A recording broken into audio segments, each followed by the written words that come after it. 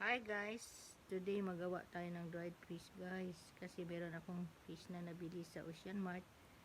Although frozen siya guys, pero presko pa rin, masarap at matamis.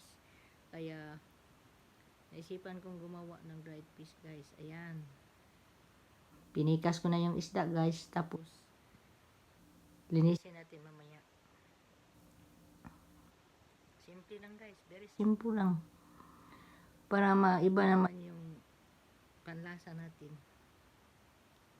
Sarap kayo ng dried fish guys, lalo na prituhin. So yan, cleaning muna natin yung mga ng fish guys sa kilid.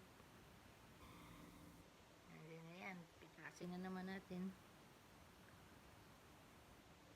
So ganyan lang guys, kasimple.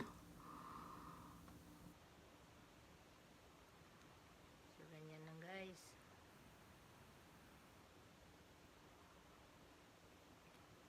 So ayan.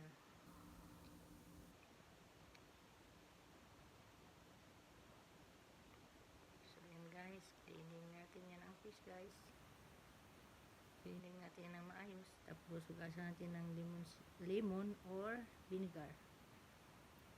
Tapos pagkatapos na natin hugasan, malinis na siya. Ayan.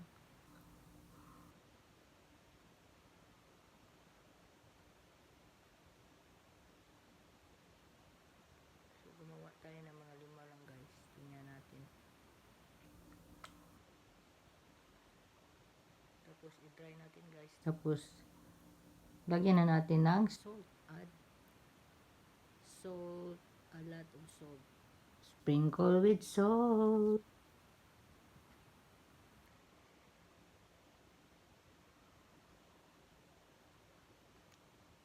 So ayan guys, malinis na. So ayan guys, tingnan nyo guys, diba? Meron na tayong dried fish. So mamaya pag mainit, ano natin siya sa araw, ibilad natin sa araw, drying in the sun. So thank you for watching guys. Bye bye, thank you for watching.